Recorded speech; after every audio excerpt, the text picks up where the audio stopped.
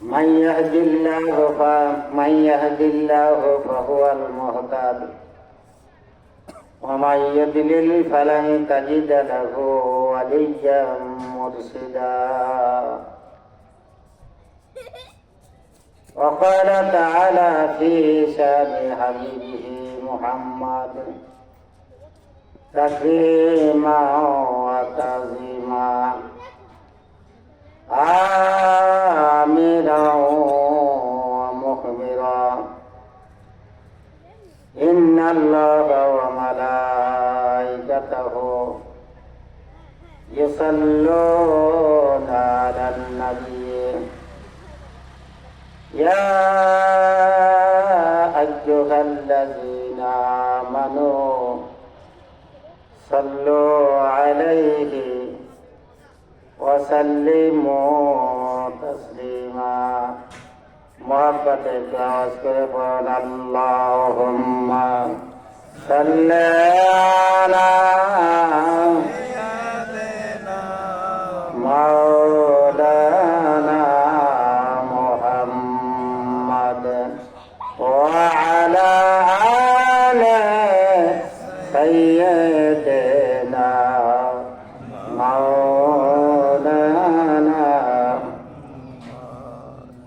একটু মুখ খুলে আওয়াজ করে মোহাম্মতে পড়ুন আল্লাহুম্মা সাল্লি আলা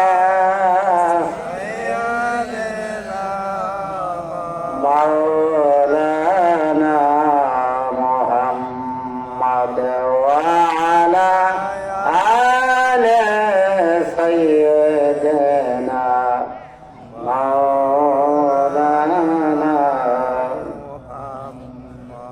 मेरे जानते हो एक निगाह करम अशफे उल वरा खतमुल अंबिया मेरे जानते हो एक निगाह करम अशफे उल वरा खतमुल अंबिया आए फसीहुल बलीग वहीदुज़्ज़मा क़िबलाए मोहतरम अशफे उल वरा खतमुल अंबिया अल्लाहुम्मा सल्ली अला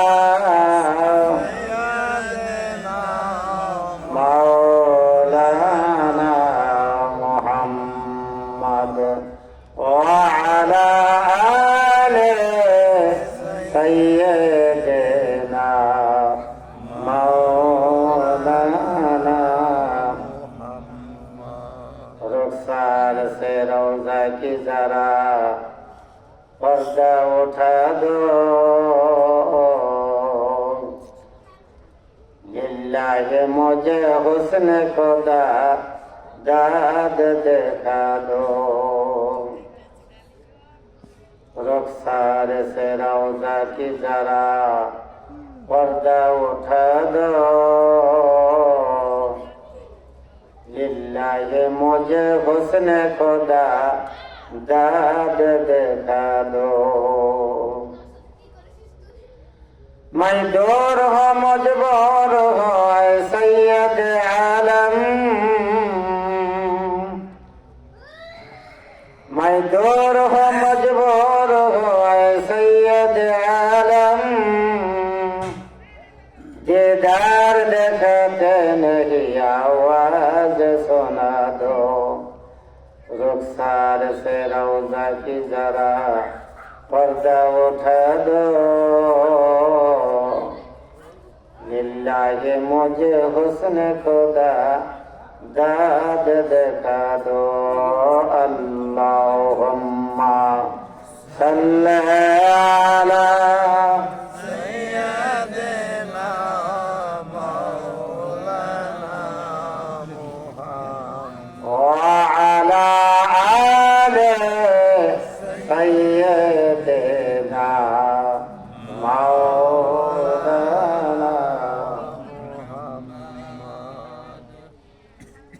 পীর কামেল মাওলানা শাহ মীর আব্দুল হালিম রহমতুল্লাহ আলাইহি, শাহ মীর শামসুদ্দিন রহমতুল্লাহ আলাইহি, পীর কামেল মুর্শিদ মুকাম্মেল আলহাজ হযরত আল্লামা শাইখ কারি মোহাম্মদ ফজলুর রহমান রহমতুল্লাহ আলাইহি স্মরণে দ্বিতীয় বার্ষিক ইসের সব মাহফিল পালিমা মিয়াবাড়ি কালীঘাটে টাঙ্গাইল। আজকের এই মাহফিলের প্রধান অতিথি আলহাজ মোহাম্মদ সাইফুল্লাহ কাতি পীর সাহেব, বর্তমান বদ্দিনশীল ও পরিচালক আহমদাবাদ শরীফ কলকাতা টাঙ্গাইল। বিশেষ অতিথি পীরজাদা মোহাম্মদ শাহজালাল, বিশিষ্ট খলিফা আহমদাবাদ দরবার শরীফ কলকাতা টাঙ্গাইল। প্রধান আলোচক হযরত মাওলানা শাহ সুফি আহমদ আলী পীর সাহেব পিছুরিয়া টাঙ্গাইল, বিশিষ্ট খলিফা আহমদাবাদ দরবার শরীফ কলকাতা টাঙ্গাইল। আমার ডান পাশে বসে আছেন আজকের মাহফিলের পরিচালক, সামনে বসে আছেন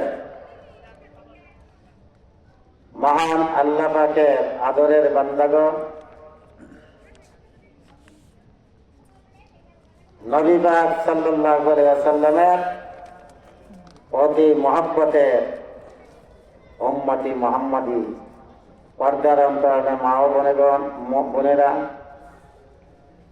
সকলের কাছে বিনীতভাবে দোয়ার আরজ করি, আর্য করি, আপনারা আমার জন্য দোয়া করবেন।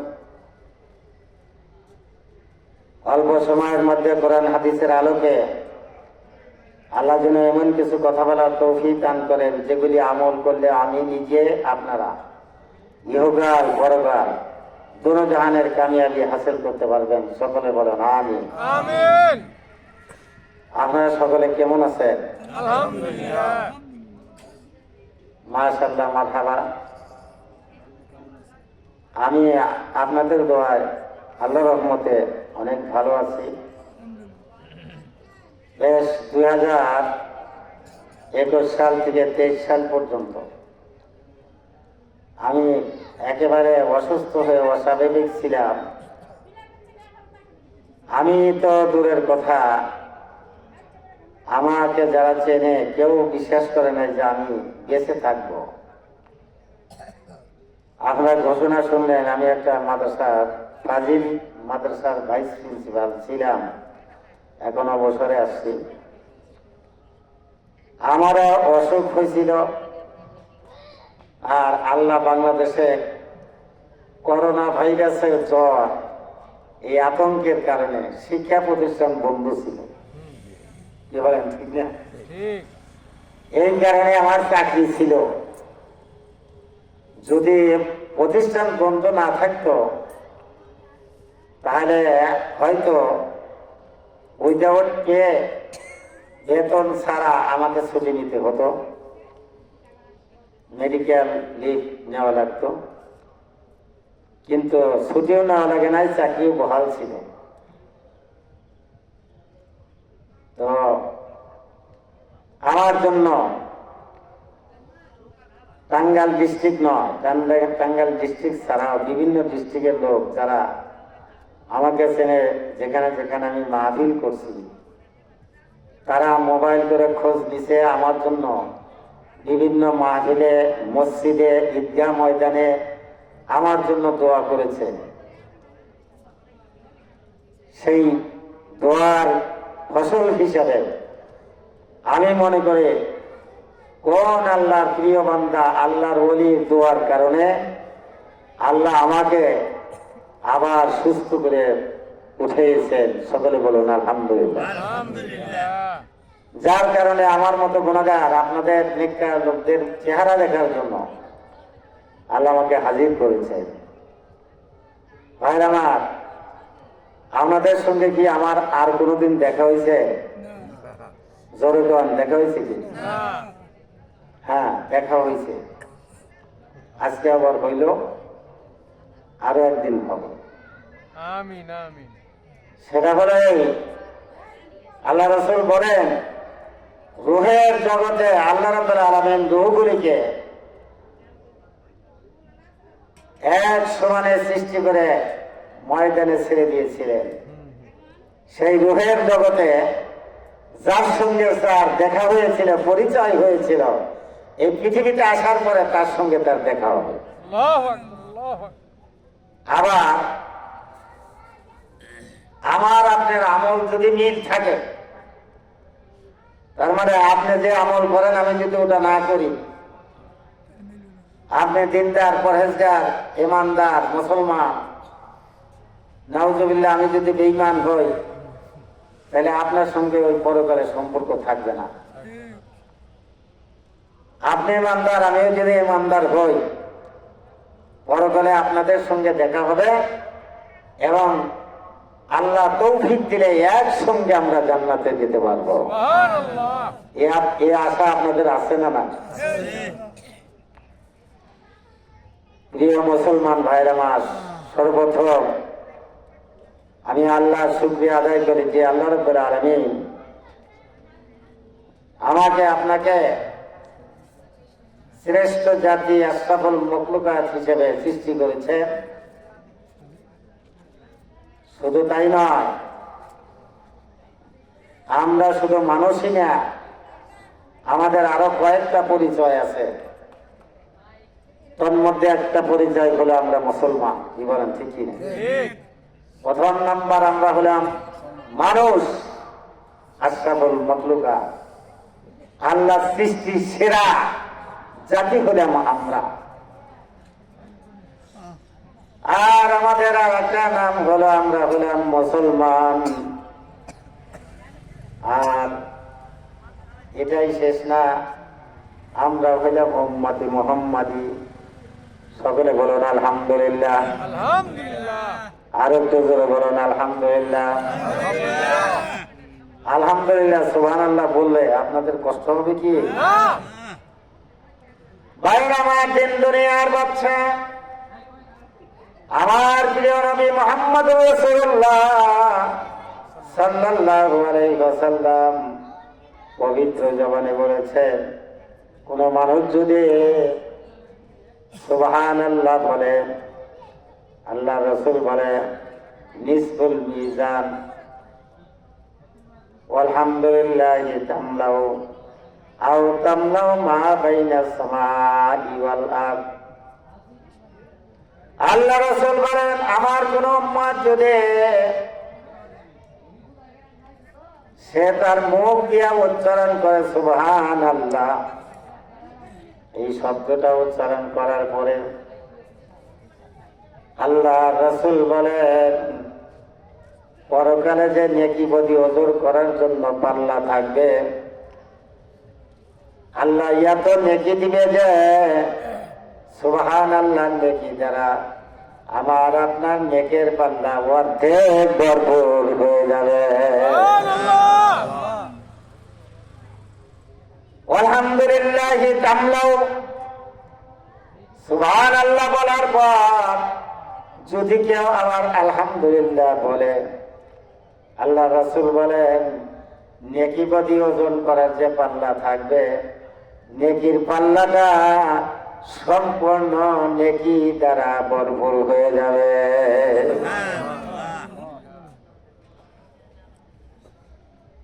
শুধু তাই নয়, আপনি শুনলে যদি আপনি কিছু বুঝতে পারেন, এর যে খুশির খবর আর হতে পারে না।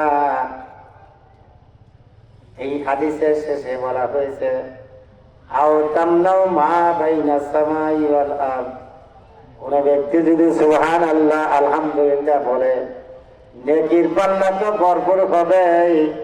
তারপরে আল্লাহ রাসূল পবিত্র জবানে বলেন আসমান থেকে জমিন পর্যন্ত মহাশূন্য ওই লোকের জন্য নেকি দ্বারা ভরপুর করে দিবে যে ব্যক্তি বলবে সুবহানাল্লাহ আলহামদুলিল্লাহ।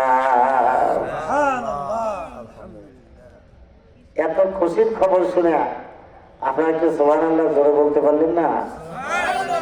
আরো একটু জোরে বলেন সুবহানাল্লাহ। আচ্ছা ধরেন এই যে যে সামিয়ানাটা টাঙ্গাইছে, এই সামিয়ানাটা যেখানে খালি জায়গা আছে এই জায়গাটুক যদি আমরা ভরতে চাই, যে কোনো ফসল মাসকালাই বলেন, গম বলেন, সরিষা বলেন, আর ধান বলেন, যেটাই বলেন, 2-1 হাজার মণ জিনিস দিয়ে এটা কিন্তু ভরা যাবে না। ভাইয়ের আমার, আমাদের যে এই সামিয়ানা টাঙ্গানো হয়েছে, এই সামিয়ানার তুলনায় আমাদের মাথার উপরে যে আসমান সামিয়ানা আছে, ওই আসমান সামিয়ানা ওখান থেকে মহাশূন্য থেকে শুরু করে জমিন পর্যন্ত এই খালি জায়গাগুলি যদি আপনি ভরপুর করতে চান, আপনি কল্পনাও তো করতে পারবেন না কোন জিনিস দিয়ে আপনি ভরতে পারবেন। না। এখানে একটু ইঙ্গিত দিয়ে এই ছোট্ট একটা সামিয়ানা টাঙ্গাইছে, তার কতগুলি খুঁটি, কত জায়গা বাঁধ দিছে, কি বলেন, দিছে না? যদি এই খুঁটি আর বাঁধ না দেওয়া হতো, আমাদের মাথার উপরে তো সামিয়ানা থাকতো না, কি বলেন, থাকতো কি? এতটুকু সামিয়ানা টাঙ্গানোর জন্য কত মেহনত পরিশ্রম করা হয়েছে। আমার আল্লাহ বলেন, রফা সামাওয়াতি বিগাইরি আমাদিন তারাওনাহা। মহান আল্লাহ বলেন, এইটুক সামিয়ানার জন্য কত খুঁটি বাঁধন দেওয়া হয়েছে। তোমার মাথার উপরে 7টা সামিয়ানা আমি আল্লাহ টাঙ্গাই দিয়েছি। ওই 7টা সামিয়ানার সারা পৃথিবী ঘুরে দেখো, একটা খুঁটিও তোমরা তালাশ করে পাবে না। খুঁটি আছে আসমানে? আজ জমিনে খসকর নাত গয়া, আজ জমিনে খসকর নাত গয়া, আসমারা বেশ তো দারা দেনেগা। আমার আল্লাহ বলেন, তুমি তো খেয়াল করে দেখো নাই, তোমার মাথার উপরে 7টা সামিয়ানা আমি আল্লাহ টাঙ্গাইছি, একটা খুঁটিও লাগে নাই। এটা হলো বাহ্যিক দৃষ্টিতে খুঁটি লাগে নাই, কিন্তু আল্লাহর ওলিরা, আল্লাহর নবী রাসূলরা বলেছেন, আসমানেরও খুঁটি না থাকলে আসমান আমার মাথার উপরে টিকে থাকবে না। জীবন ভর শুনছেন, এই কথা শোনেন নাই যে আসমানের খুঁটি আছে, কি বলেন, শুনছেন? আসমানের খুঁটি কি দিয়ে, কোথায় খুঁটি দিয়েছেন? আল্লাহ যদি তৌফিক দেন, আমি এই প্রসঙ্গে কিছু আলোচনা করব। আপনারা দোয়া করেন আল্লাহ যেন আমাকে বলার তৌফিক দান করে। সকলে বলো না আমিন। সেই মহান আল্লাহ রাব্বুল আলামিন আমাকে আপনাকে শ্রেষ্ঠ জাতি বানায়া আখেরি পয়গম্বর সাইয়্যিদুল মুরসালিন রাহমাতুল লিল আলামিন হযরত মুহাম্মদ মুস্তাফা সাল্লাল্লাহু আলাইহি সাল্লামের উম্মত হিসেবে আল্লাহ কবুল করেছে। এই জন্য আপনারা খুশি নেবেন। খুশি শুধু মুখ দিয়ে কইলে চলবে না, খুশিটা বাস্তবে আমলে পরিণত করে দেখাইতে হবে। ভাইয়ের আমার, এই যে আসমানের যে খুঁটি আছে আমি বলবো, এটা একটা উদাহরণ দেই আমি। যেমন মনে করেন, আমরা কিন্তু বাহ্যিক দৃষ্টিতে দেখি সূর্য ওঠে এবং ডোবে, দেখেন না আপনারা? বিজ্ঞানে বলে সূর্য ওঠেও না, ডোবেও না। সূর্য ওঠেও না, ডোবেও না। এক দেশে সূর্য দেখা যায়, আর এক দেশে দেখা যায় না। আবার সেই দেশে যখন দেখা যায় আমরা তখন দেখি না। কি বলেন? এই যে এখন যে সূর্য আমরা দেখতেছি না, সৌদি আরবের মানুষ, আমেরিকার মানুষ এখন কিন্তু তারা সূর্য দেখতেছে। তার মানে কি সূর্য কি ডুবে? না। সূর্য ডুবে না, এটা বাহ্যিক বিজ্ঞানীদের দৃষ্টি। কিন্তু আল্লাহ রাব্বুল আলামিন তার হাবিব সাল্লাল্লাহু আলাইহি সাল্লাম তিনি বলেছেন সূর্য ডোবে এবং ওঠে। এটা আমাদের বুঝে না আইলেও মহান আল্লাহ বলেছেন, আল্লাহর হাবিবও বলেছেন সূর্য ডোবে এবং ওঠে।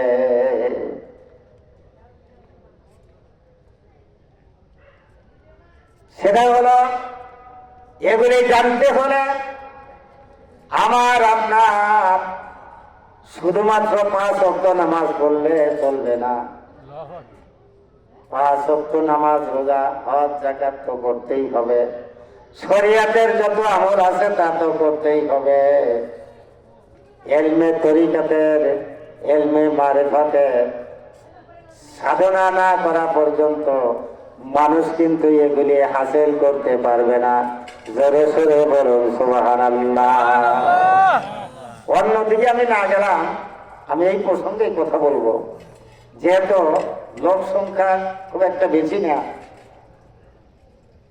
আমি অন্তর ভরে আশা করেছিলাম যখন নতুন এলাকায় আমি মাহফিল করার জন্য আসতেছি, সম্ভবত লোক সংখ্যা অনেক হবে, মন খুলে আমি ওয়াজ করবো। কিন্তু এখানে এসে সেই ধারণা পাল্টে গেছে।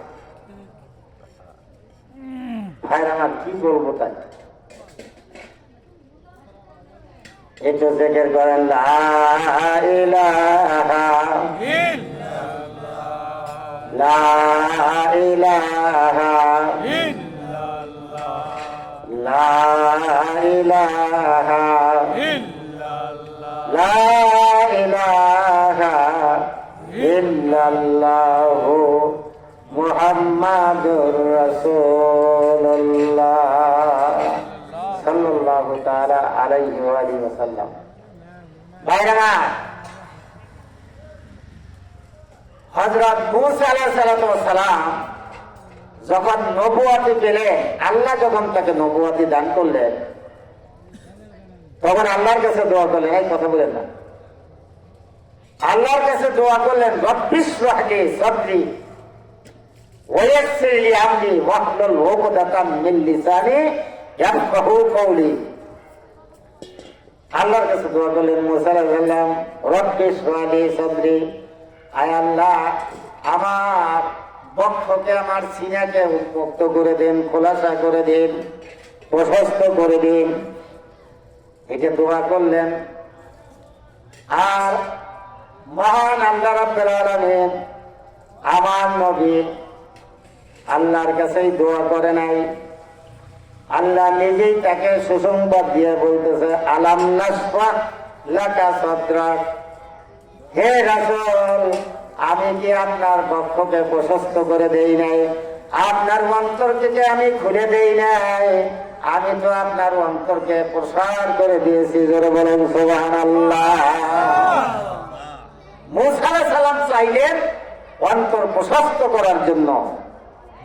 আর আল্লাহর নবী, আমাদের নবী মুহাম্মদ রাসূলুল্লাহ সাল্লাল্লাহু আলাইহি ওয়াসাল্লাম রাহমাতুল লিল আলামিন, তিনি আল্লাহর কাছে চান নাই, আল্লাহ নিজেই খুশি হইয়া আল্লাহ বলতেছেন আলাম নাশরাহ লাকা সাদরাক, আমি কি আপনার বক্ষকে উন্মোচন করে দেই নাই? এখন আমি বললাম নবীদের কথা, মূসা আলাইহিস সালামের বক্ষকে উন্মোচন করে দিয়েছেন, দেওয়ার জন্য মূসা আলাইহিস সালাম দোয়া করছেন, আল্লাহ দিয়েছেন। আর আমার রাসূল দোয়া করেন, ইচ্ছে করেই আল্লাহ তাকে দান করেছে। ভাইরা আমার, এটা গেল নবী রাসূলদের ব্যাপারে। কিন্তু সাধারণ মানুষের জন্য আমার আল্লাহ বলতেছেন কোরআন শরীফের আয়াত, ফামাইয়ুরিদিল্লাহু আন ইয়াহদিয়াহু ইয়াশরাহ সাদরাহু লিল ইসলাম। আল্লাহ বলতেছেন আমি যে মানুষটাকে হেদায়েত দেব, পরকালে নাজাতের ব্যবস্থা করে দেব, এই আশা আমি যাকে করেছে, আমি ইচ্ছা করে ওই মানুষটাকে আমি কি করে তার বক্ষকে উন্মোচন করে দেই, তার অন্তরটাকে প্রশস্ত করে দেই। জোরে বলেন সুবহানাল্লাহ। অপরে আয়াতে আল্লাহ বলতেছেন, আফামান শারাহাল্লাহু সাদরাহু লিল ইসলাম ফাহুয়া আলা নূরিন মিন রাব্বিহি। আল্লাহ বলেন, আমি যার বক্ষকে উন্মোচন করে দিয়েছি, খোলাসা করে দিয়েছি, আমার এই বান্দা এই আপনাদের দৃষ্টিকোণ থেকে সাধারণ আবহাওয়ার মধ্যে বসবাস করে। আমার আল্লাহ বলতেছেন, ফাহুয়া আলা নূরিন মির রাব্বিহি। আমার এই মাহবুব বান্দাটা আল্লাহ নূরের ভিতরে অবস্থান করে। জোরে বলেন সুবহানাল্লাহ। আর হাদিস শরীফে আছে, আল্লাহ রাসূল বলেন যে ফাইন্নাহু ইয়ানজুরু বিনূরিল্লাহ। ওই মানুষটা তখন আল্লাহ নূরের সাহায্যে দেখতে পায়। আমরা দেখি এই আবহাওয়ার ভিতরে, আমরা দেখি সাধারণ সূর্যের আলোর মাধ্যমে, আর যিনি যার পক্ষকে আল্লাহ উন্মোচন করে দিয়েছে, আল্লাহ বলতেছেন সেই লোকটা আমি আল্লাহ নূরের সাহায্যে দেখতে পাই। জোরে বলেন সুবহানাল্লাহ। আমি বুঝতেছি না আপনারা কতটুকু আমার কথা ক্যাচ করতে পারতেছেন, বুঝতে পারতেছেন? ভালো লাগতেছে কি? আমি একটা উদাহরণ দেব। এই যে দেখেন মোবাইল, এটা তো মানুষে বানাইছে নাকি বলেন? এটা মানুষে বানাইছে। এর ভিতরে যে কত ফাংশন আছে, কত যে মানে কারুকার্য আছে এর ভিতরে, ইচ্ছা করলে বটন টিপিলে সব কিছু যেটা দেখার ইচ্ছা সেটাই দেখা যায়। কি বলেন? বলে দেখা যায় কিনা বলে? দেখা যায়। এটার মধ্যে ভিতরে কোন পক্ষে দুইটা সিম আছে, একটা মেমোরি আছে, আছে না? আছে। সিমের ভিতরে কত নাম সেভ করা আছে, আর মেমোরির ভিতরে কত প্রকার ওয়াজ ভিডিও কত কিছু কি করে সংরক্ষণ করে রাখা হয়েছে। আপনাকে যদি সিমটা অথবা ওই মেমোরিটা খুলে যদি বলা হয় একটা মানুষের নাম আপনি বাহির করে দেখান, সিম ভাঙ্গা টুকরা টুকরা করলেও একটা মানুষের নাম তো দূরের কথা, একটা অক্ষর আপনি বাহির করে দেখাইতে পারবেন না। তাকে পারবে? তা যদি না পারে, এটা তো মানুষই বানাইছে, আল্লাহ তো বানায় দেয় নাই, মানুষই বানাইছে। এটার যদি এত কারুকার্য থাকতে পারে, আল্লাহ বলেন আমি যে মানুষটার সিনাকে খুলে দিলাম, আমি যে মানুষটার অন্তরকে উন্মোচন করে দিলাম, সে যে আল্লাহ নূরের সাহায্যে দেখতে পায়। আপনি আর জগতের যত মানুষ আছে সকল মানুষ যদি বলে এটা কি কয়, এটা তো সম্ভব নয়, এটা কখনো এটা সম্ভব হতে পারে না। আপনি অবিশ্বাস করলেও আমার আল্লাহ যেটা বলছেন, দুনিয়া কিয়ামত হয়ে যেতে পারে, আল্লাহর কথা কোনোদিন পরিবর্তন হবে না। ভাই আমার, তার একটা উদাহরণ দেয়, নূরের সাহায্যে যে দেখতে পারে তার একটা উদাহরণ দেয়। আপনাদের এই ময়মনসিংহ জেলা যখন ছিল, একবার টাঙ্গাইল শহর, বর্তমান যেটা ময়মনসিংহ বিভাগ, এটা এক সময় ময়মনসিংহ জেলা ছিল। গোটা ময়মনসিংহ বিভাগটাই একটা জেলা ছিল। কি বলেন, ছিল না? যারা মুরব্বী আছেন তারা জানেন। এই ময়মনসিংহের ভিতরে একটা মাদ্রাসা আছে। এই মাদ্রাসার নাম কোথায় আছে আমি জানি না, চিনি না। আমার ওস্তাদ আমাকে পড়ানোর সময় বলছে সেই জায়গায় একটা মাদ্রাসা আছে। মাদ্রাসাটার নাম হলো বানরগাছি মাদ্রাসা। চেনেন আপনারা? হ্যাঁ, আমিও নাম শুনছি, আমি চিনি না। এই বানরগাছি মাদ্রাসা একজন বিএসসি টিচার ছিল, বিএসসি শিক্ষক। এই শিক্ষকটা ফুরফুরা আলা হুজুর কেবলা আব্দুল্লাহ মারুফ আবু বকর সিদ্দিক রহমাতুল্লাহ আলাইহির মুরিদ ছিলেন এবং সাধনা বলে উনি কি করতেন, ফুরফুরা আলাউদ্দিন কেবলা তাকে খিলাফত দান করেছিলেন, আল্লাহর ওলি বানায় দিয়েছিলেন। সকলে বলেন সুবহানাল্লাহ। এই লোকটা ছিল বিএসসি মানুষ। আগের যুগে স্কুল কলেজে কম হলেও কিছু আরবি এবং কোরআন হাদিস কিছু পড়ানো হতো। আমার ছাত্র জীবনেও দেখছি স্কুলে দিনিয়াত নামক একটা বই পড়ানো হতো, আরবি পড়ানো হতো, কিছু না কিছু আরবি পড়ানো হতো। বর্তমান যুগে স্কুলে ধর্মীয় বই বলতে কোনো কিছুই নাই। কি বলেন, ঠিক কি না? ওই সময় ছাত্র ছিল বিএসসি একজন মাস্টার। ওই বিএসসি মাস্টারটা আমার ওস্তাদ বলছে তিনি ফুরফুরা আলাউদ্দিন কেবলার খলিফা ছিলেন। ইলমে মারিফাত হাসিল করার কারণে আল্লাহ তাকে এমন জ্ঞান দান করছিলেন, তিনি টাইটেল ক্লাসে বা কামেল ক্লাসে তিনি বুখারী শরীফ পড়াইতে পারতেন। জোরে বলুন সুবহানাল্লাহ।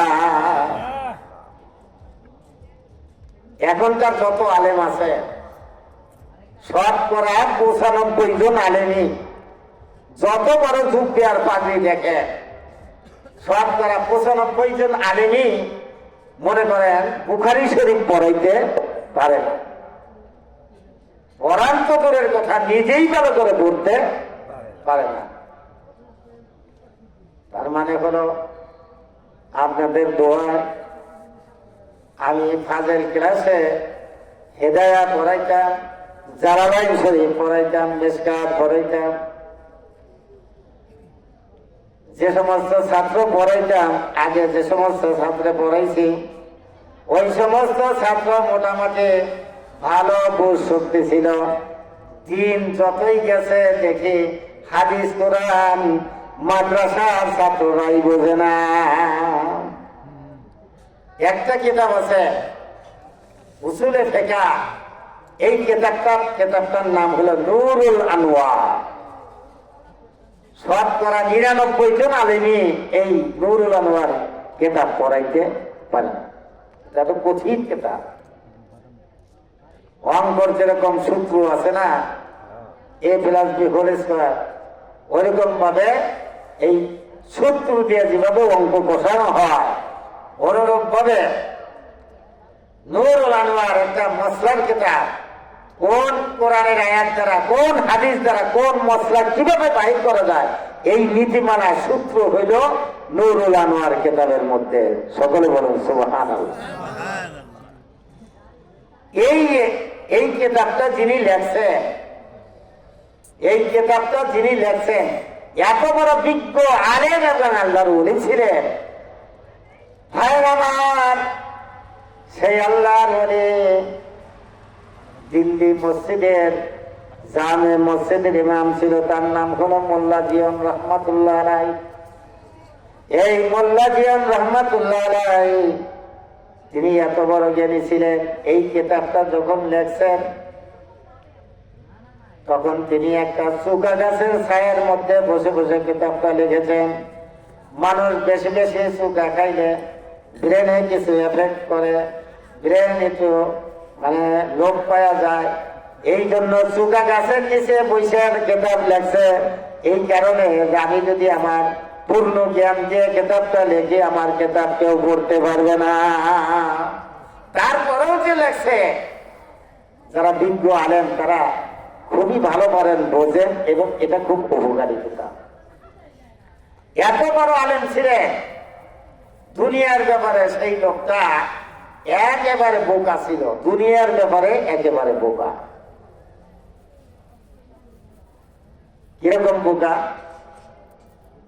এই যে ছেলেটা বসে আছে লাল গেঞ্জি গায়ে দিয়া, এরকম যুবক 5-7 জন ছেলে পেলে যাইয়া তার সাথে মস্কারি করবে, বলতেছে, হুজুর আপনি এখানে বসে বসে তো কিতাব লিখতেছেন, বাড়ির খবর তো রাখেন না।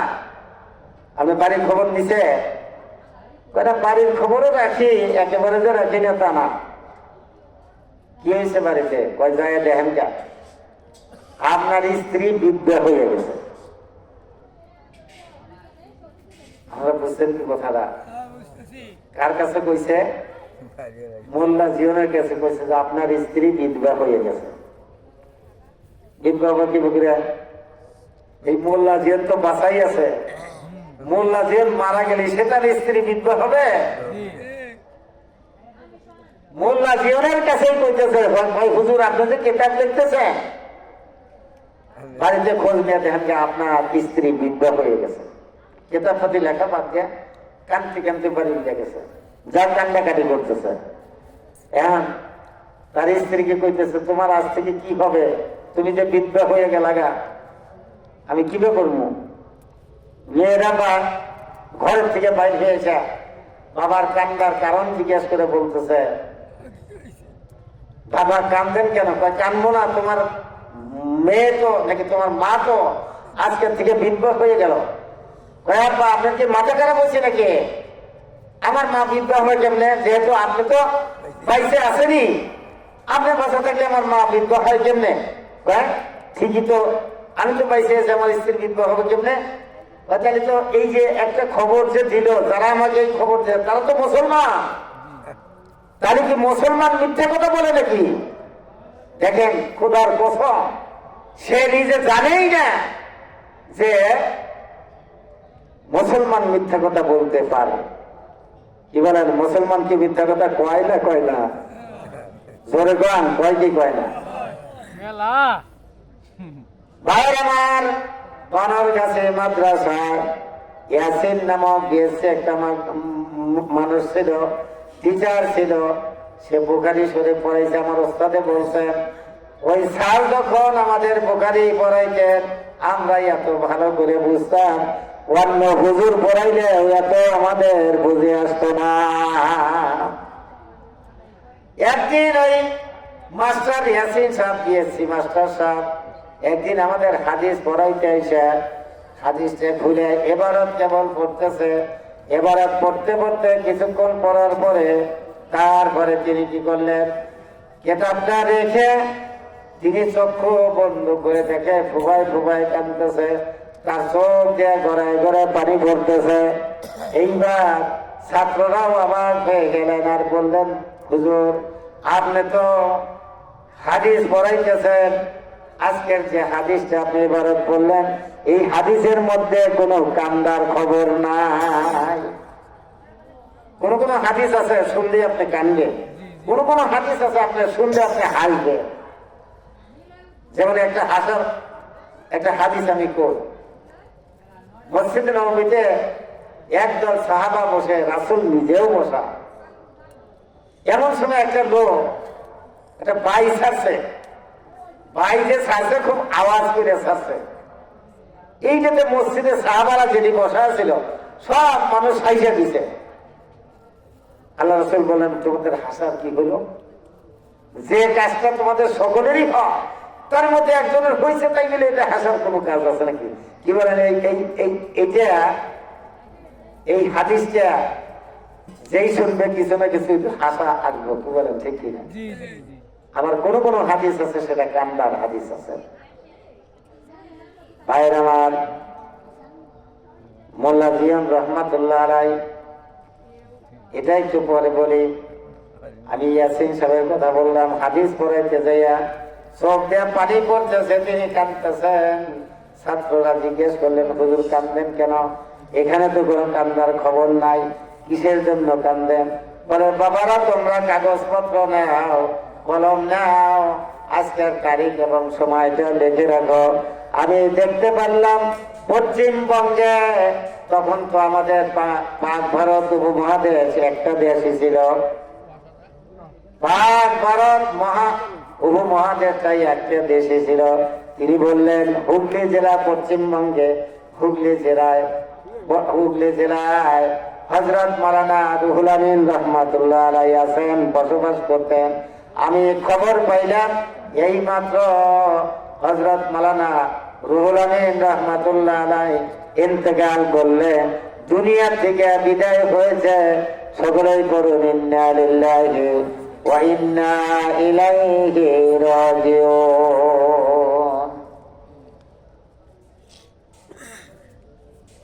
ইন্না লিল্লাহি ওয়া ইন্না ইলাইহি রাজিউন।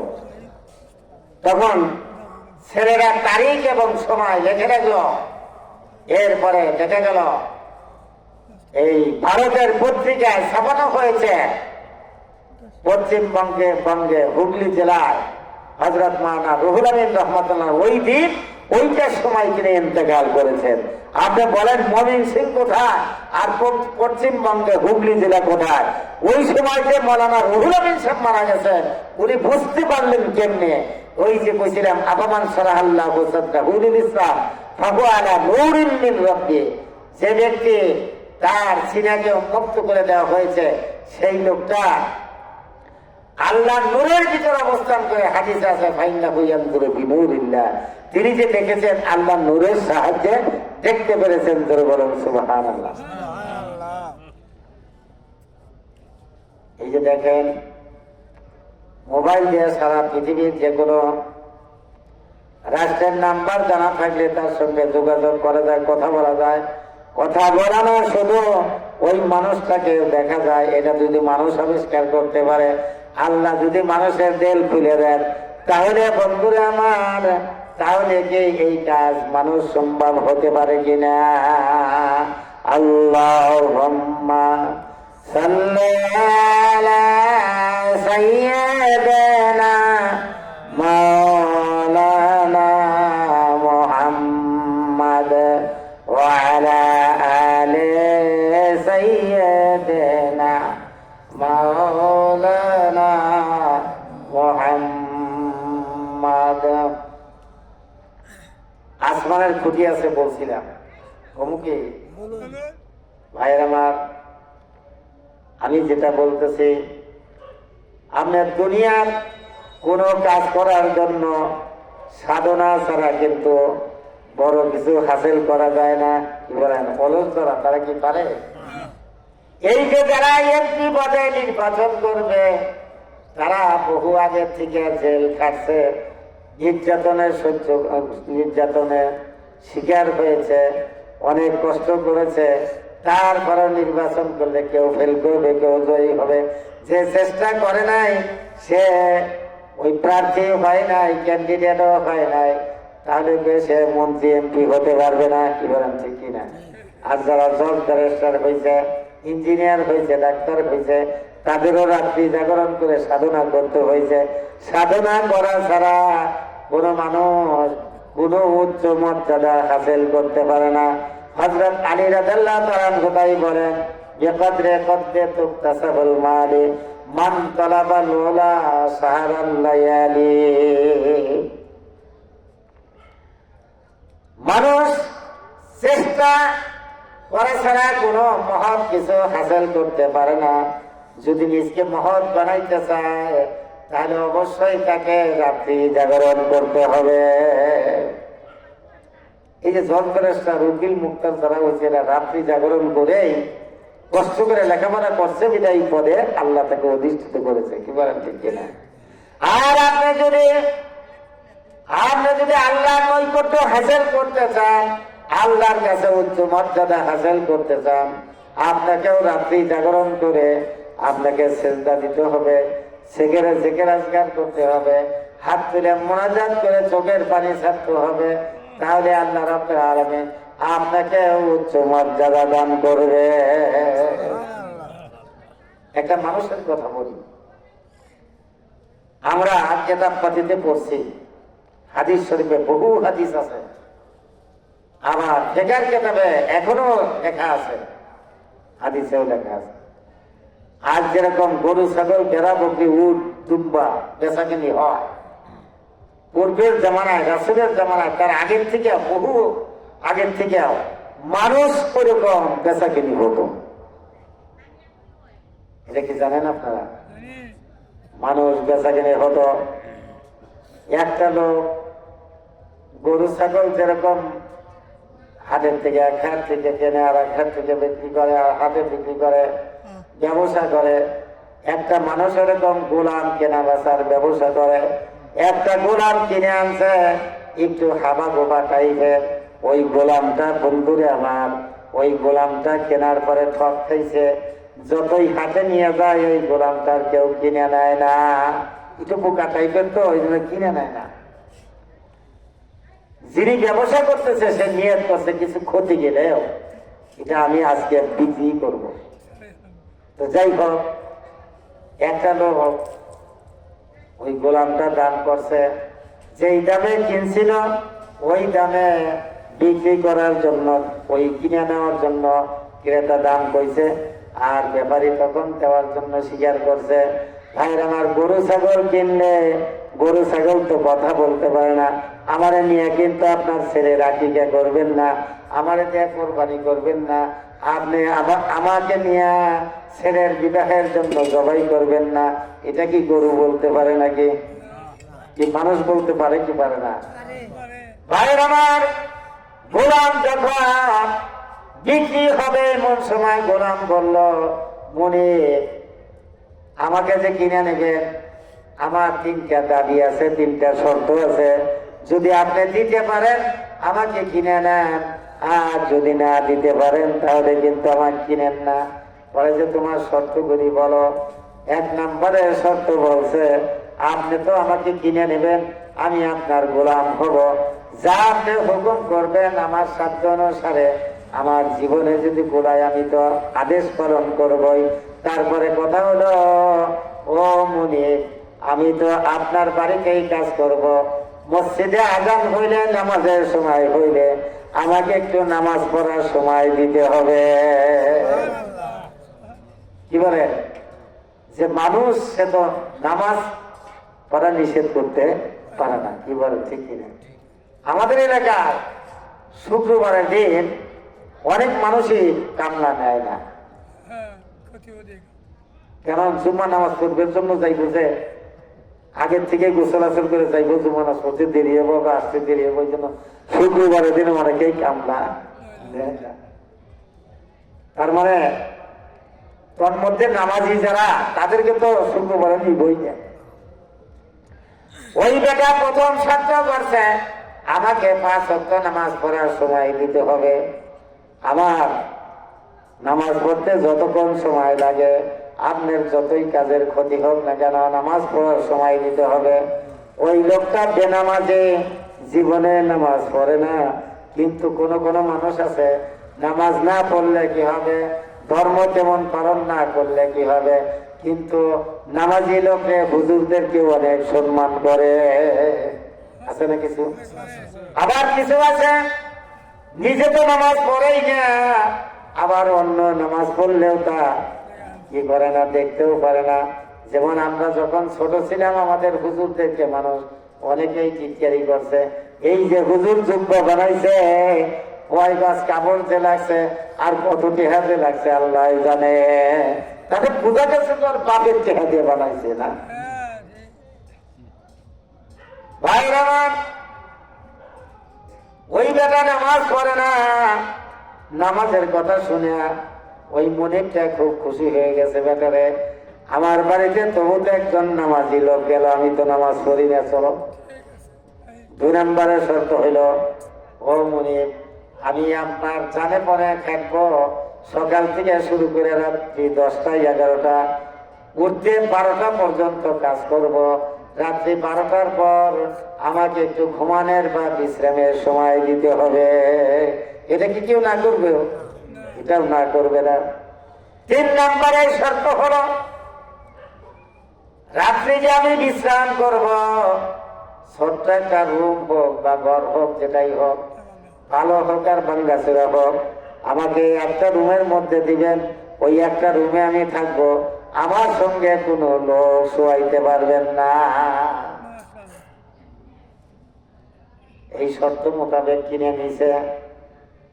কিনে নেওয়ার পর দীর্ঘদিন ওই বেটাও, ওই গোলাম এইভাবে কাজ করে। রাত্রি 11টা 11:30 12টা হলে যায় বেসনায় যায় বিশ্রামের জন্য যায়। মনিব কোনোদিন তার খোঁজ নেয় না। মোটামুটি বছর 1.5 হয়ে গেলে একদিন মনিব চিন্তা করে দেখলো, আমার গোলাম যেই ঘরে থাকে আমি তো কোনোদিন খোঁজ নিয়ে দেখলাম না রাত্রিবেলা কি করে না করে। আমার বাড়ির গোলাম কোনো মানে দুষ্কর্ম করে ফেললে, অন্যায় করে ফেললে, কারো যদি ক্ষতি করে, এর জন্য তো আমাকে জবাবদিহি করতে হবে।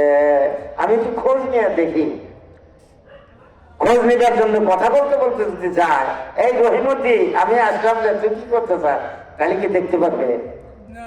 ভাই আমার কেতাবে লেখে খোঁজ নেওয়ার জন্য একেবারে আস্তে আস্তে পাটাকে সাবধানে ফেলে ফেলে ঘরের পাশে গেছে।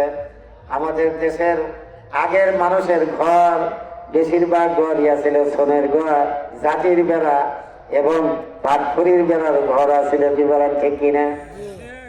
এই যে ঘর ছিল, ওই যে গোলামটাকে রাখছে ওটা একটা পাটখড়ির অথবা জাতির বেড়ার ঘর। মনির জায়গা কি করছে, ওই বেড়াটাকে 2 আঙ্গুল দিয়ে ফাঁসা করে উকি দিয়ে দেখছে। উকি দিয়ে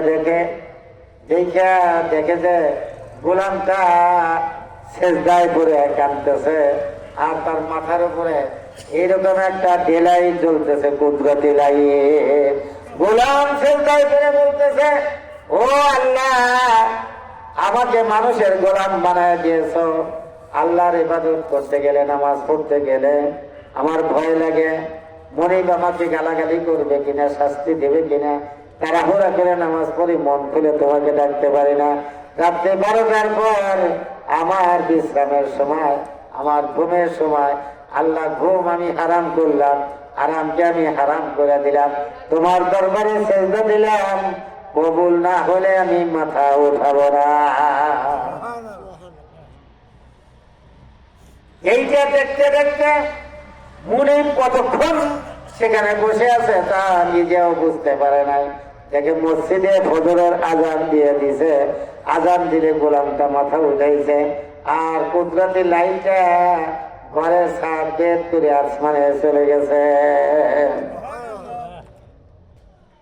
এইবার সকালবেলা যখন ওই মনিবে ঘরে গেছে, স্ত্রী তার দরজা খোলে না, বলে যে খোলো খোলো। বলে তুমি সারা রাত কোথায় ছিলে, কৈফিয়ত দিতে হবে।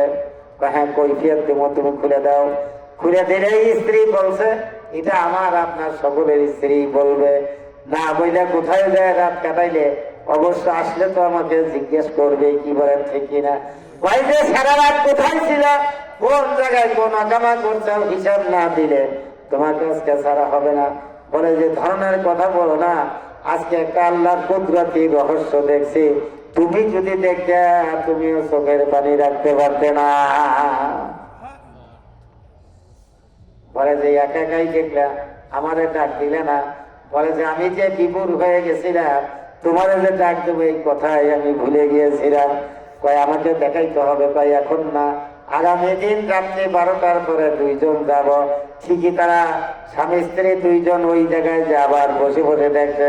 সেদিনা গোলাম সেজদা দিয়ে কাঁদতেছে আর বলতেছে, আল্লাহ মানুষের গোলাম বানায় দিয়েছ। আল্লাহ আমি যে দিনের বেলায় মন খুলে তোমার ইবাদত করতে পারি না, 5 ওয়াক্ত নামাজ তাও তাড়াহুড়া করে পড়ি।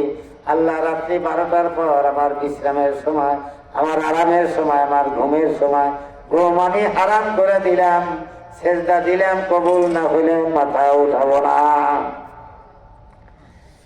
এইবার স্বামী স্ত্রী 2 জন তারাও দীর্ঘক্ষণ বসে থাকার পর ফজর আজান হয়েছে, গোলাম সেজদার থেকে মাথা উঠেছে, আর নূরের বাতি আসমানে চলে গেছে। এইবার স্ত্রী লোকটা কিছুটা ধার্মিক ছিল, তার স্বামীকে বলতেছে, স্বামীকে মানুষ তো চেনেন না, এই মানুষ তো সাধারণ মানুষ না, একে আমাদের গোলাম হিসাবে আর রাখা যাবে না, আল্লাহর রাস্তায় আজাদ করে দেন, আমার বাড়িতেই থাকবে, আমরা পালবো খাওয়াবো, কিন্তু স্যার আর কাজ করতে হবে না, সে শুধু ইবাদত বন্দেগীতে মশগুল থাকবে। গোলামটাকে সকালবেলা থেকে এনে আজাদ করে দেওয়ার কথা বলে দিল। গোলাম বলছে, আমার যে আজাদ করবেন পূর্বে তো কোনো ইঙ্গিত দেন নাই, কোন দিন তো বলেন নাই, আজকে কেন আমাকে হঠাৎ করে আজাদ করলেন?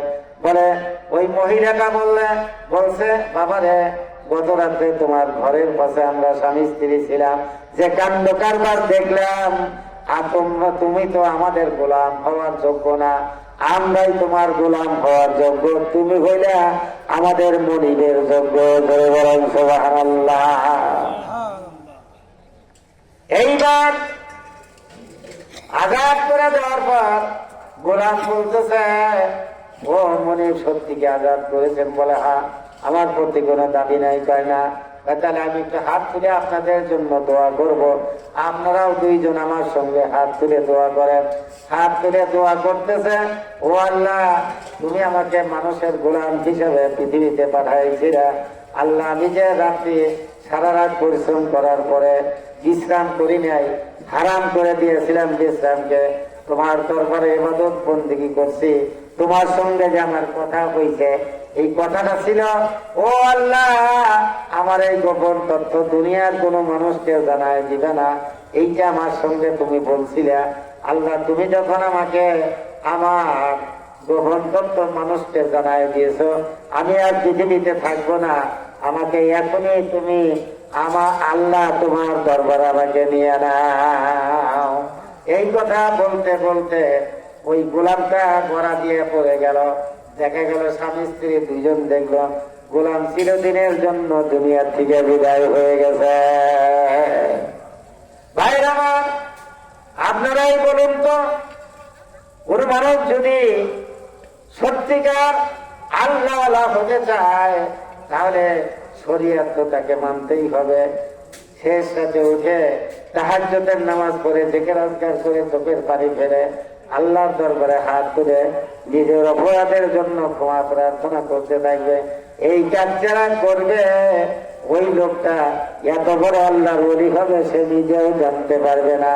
এমন একজন মানুষ আসমানের নিচে যতদিন থাকবে ততদিন পর্যন্ত আল্লাহ বলে, আমার ওই মানুষটাই হলে আসমানের খুঁজে, তার কারণে আসমান চুরমার হয়ে ভাঙ্গা পড়বে না।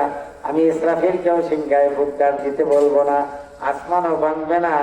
ওই মানুষগুলি হইল আসমানের খুঁজি। কি বলে, এখনো যে আসমান ঠিকই আছে, তাহলে আমাদের দুনিয়ায় এখনো এরকম আল্লাহ লোক আছে কিনা? এই আল্লাহ হতে চাইলে অবশ্যই আপনার সাধনা করতে হবে। আল্লাহ যেন তৌফিক দান করে। সকলে বলুন আমিন। আলহামদুলিল্লাহ রাব্বিল আলামিন। আসসালামু আলাইকুম ওয়া রাহমাতুল্লাহ। আলহামদুলিল্লাহ রাব্বিল আলামিন। আজকে অশেষ ধন্যবাদ অত্যন্ত গুরুত্বপূর্ণ আলোচনা পেশ করার জন্য। সম্মানিত উপস্থিতি, এই পর্যায়ে আমাদের সামনে কোরআন এবং হাদিসের আলোকে গুরুত্বপূর্ণ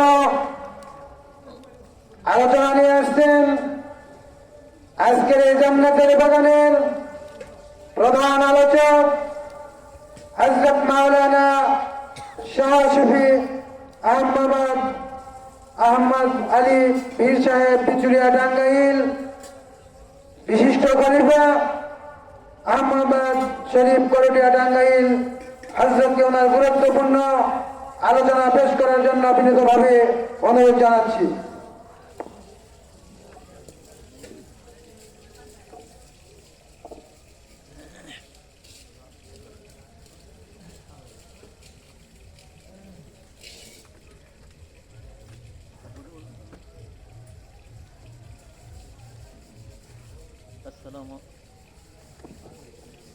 আসসালামু আলাইকুম ওয়া রাহমাতুল্লাহি তাআলা ওয়া বারাকাতুহু ওয়া মাগফিরাতুহু। আলহামদুলিল্লাহি কাফা ওয়া সালামুন আলা ইবাদিহি আল্লাযীনা ইসতাফা। আম্মা বা'দ, ফাকাদ ক্বালা আল্লাহু তাআলা ফিল কালামিল মাজিদ ওয়াল ফুরকানিল হামিদ। أعوذ بالله من الشيطان الرجيم. بسم الله الرحمن الرحيم. فإذا دخلتم بيوتا فسلموا على أنفسكم تحية من عند الله. وقال الله تعالى الذين يذكرون الله قياما وقعودا وعلى ذنوبهم ويتفكرون في خلق السماوات والأرض. فقال الله تعالى: ولو أنهم إذ ظلموا أنفسهم جاءوك فاستغفروا الله واستغفر لهم الرسول لوجدوا الله توابا رحيما. قال رسول الله صلى الله عليه وسلم: رأيت ربي عز وجل في أحسن صورتي. فقال رسول الله صلى الله عليه وسلم: